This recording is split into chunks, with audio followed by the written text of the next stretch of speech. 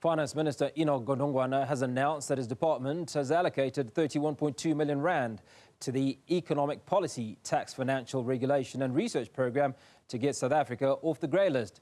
Godongwana made the announcement during his budget vote debate in Parliament. He says he believes that the government's speedy implementation of the action plan agreed to with the Financial Action Task Force will see South Africa exiting the grey list early next year.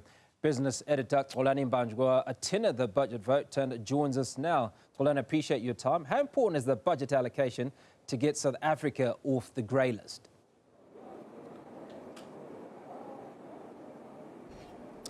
Good evening, Hugo. This is an important step, the one that Newzroom Afrika did predict earlier on, to say that there will be some money allocated towards the work that needs to be done to get South Africa off that grey list. If you remember, in March last year, South Africa was placed on that grey list, becoming only the third G20 country in history to be placed on the grey list due to the increased risk of the country's financial system being susceptible to money laundering and those activities that include terrorism financing. And this has not gone down well with the international community. And while the fact that South Africa is grey listed in itself does not mean the economy is not stable, there are other ramifications for the country, including the fact that there is much more scrutiny on the country when we go out to the international market, whether you are the government or in the business community. There has been a lot of work that the country has done. If we look at the history of other grey-listed countries, it has taken them up to 24 months to get off the grey list. But what is interesting is that South Africa has had to shell out 31.2 million rands in order to facilitate the speedy implementation of that action plan that South Africa agreed to with the Financial Action Task Force. And SARS are possible benefactors of the Finance Minister?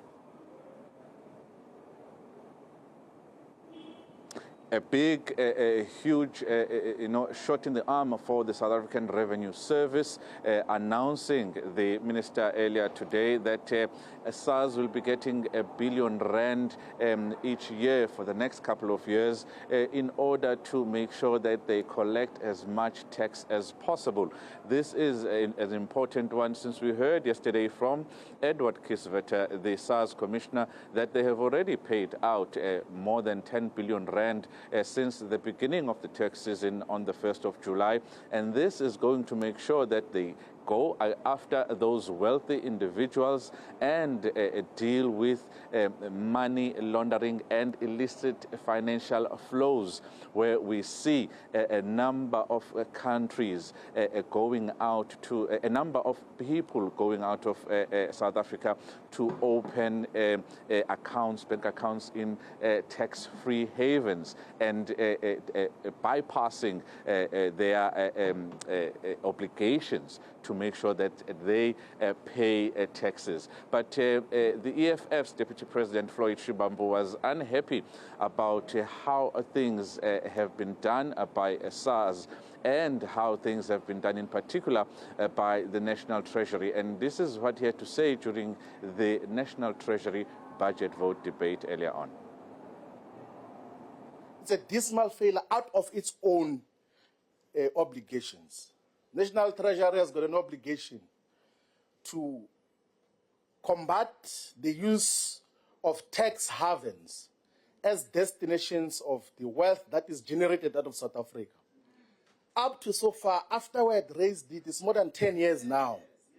There's not yet a coherent and cogent policy position and legislation to combat the usage of the tax havens and illicit financial flows.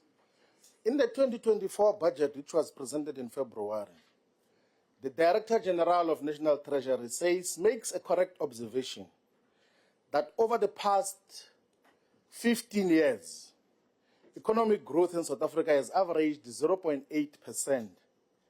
And this is far below than what is needed, because the population growth is far higher than that, meaning that over the past 15 years, South Africa is getting poorer.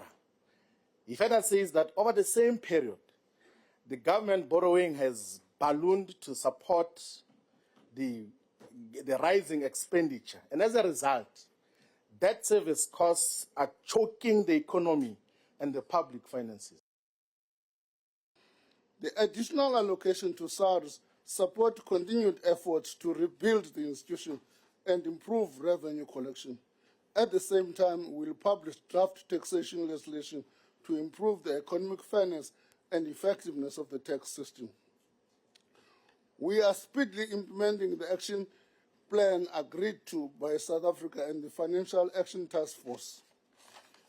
Government is working diligently and collaboratively to meet all of the deficiencies identified and believes that an exit from the grey listing can take place as early as the first period of 2025.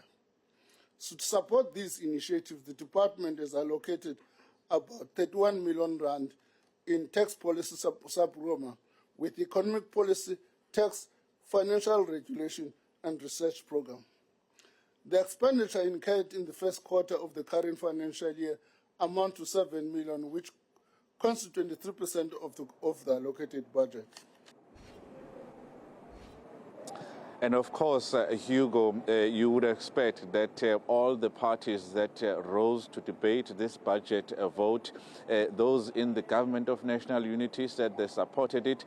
And of course, Action SA, the MK Party and the FF said they do not support this budget vote as it stands. Back to you in studio, Hugo. Xolani Mbanjwa, business editor, keeping an eye on things from Cape Town. Appreciate your time.